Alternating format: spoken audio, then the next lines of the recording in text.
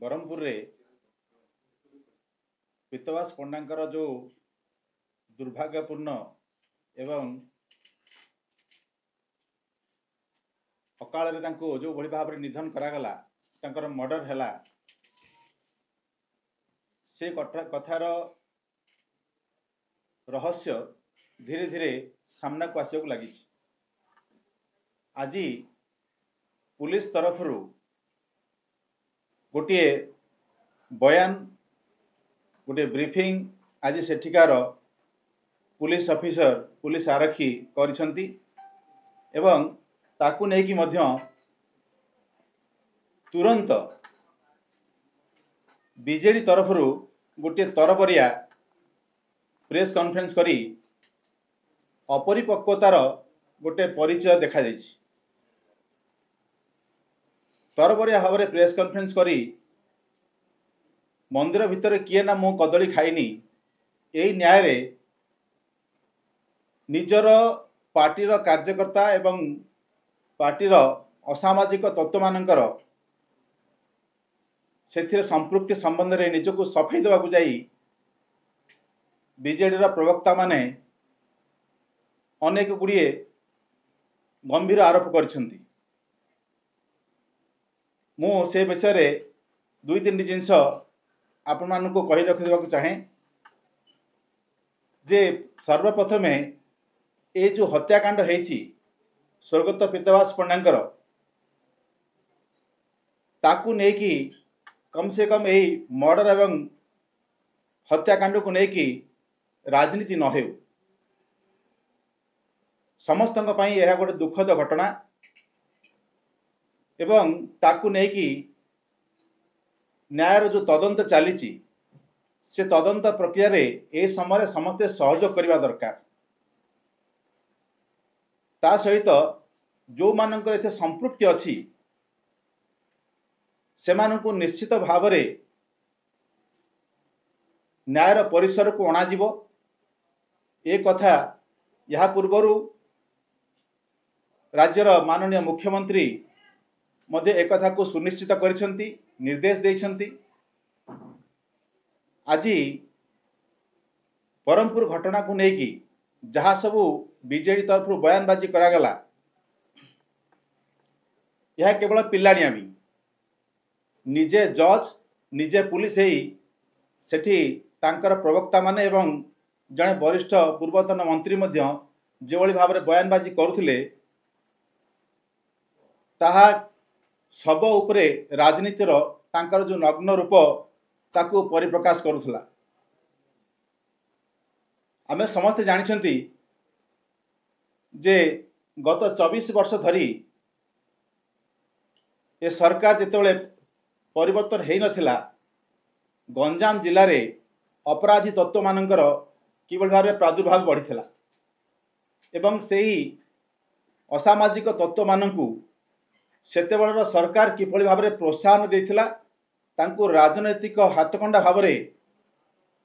किभली भाव में व्यवहार करि आसीथिला। आज तांकर प्रवक्ता जो भली भाव में कहले जे गंजाम भली गोटे सेंसिटिव जगह 24 वर्ष धरिकी से जिला को सेंसिटिव किए करथिला एवं निजे मुख्यमंत्री से जिलू प्रतिनिधित्व करुले जदि निजे मुख्यमंत्री तत्कालीन मुख्यमंत्री जो जिला को प्रतिनिधित्व करुले से जिला एते सेंसिटिव थिला ताले गत 24 वर्ष धरिकी से तत्व मानक किए प्रोटेक्शन दूला। आज जहाँ सब सामना को आसी आगामी दिन रे से सबुर न्यायिक तदंत हम विचार रे समस्ते परिसर को आसबे पुलिस भी जो कथा कहूची ताकू सेमानकु कोर्ट रे एवं अन्य जगह रे ताकू जस्टिफाई करबा पड़िबो ताकू प्रमाणित करबा पड़िबो। सेथिपाई तदंतर ए समय रे गोटे एते बड़ घटना रे एभली भाव रे गोटे राजनीतिक दल तरफ एभली अपरिपक्व जो मंतव्य मान दिया जाउची मते लागुची एक कथारू समस्ते दूरे रहिबा आवश्यक अछि। जहाँ घटी निश्चित भाव में दुर्भाग्यपूर्ण एवं आगामी दिन रे न्यायिक प्रक्रिया रे समस्त दोषी को निश्चित दंड मिलिबो एवं प्रकृत दोषी माने सामना को आसिबे। अभियोग एवं आधार रे कौनसी व्यक्ति ऊपर संदेह प्रकाश करा जाय पारे किंतु तांकु दोषी धरा जाय परिबो नाही। एक कथा आम न्याय व्यवस्था रे अछि। तेणु आगामी दिन रे समस्ते ए न्यायिक तदंत सहित ए जो तदंत प्रक्रिया चली मु आशा करुछि समस्त को एवं सबु राजनीतिक दल मानकु समस्ते ता सहित सहयोग करिवे। आमे समस्ते सहयोग करिबा एवं समाज रे ए जो व्याधि अपराध को लेकिन राजनीति एवं राजनीति को जो अपराध ये व्याधि निश्चित भाव में बंद हम एथे समस्त आमर सहयोग आवश्यक अच्छी। समस्ते मिसिले ही समस्ते सहयोग कले ही प्रकृत में दोषी माने जो मानकर ना जाति अच्छी ना धर्म अच्छी ना राजनीतिक पार्टी अच्छी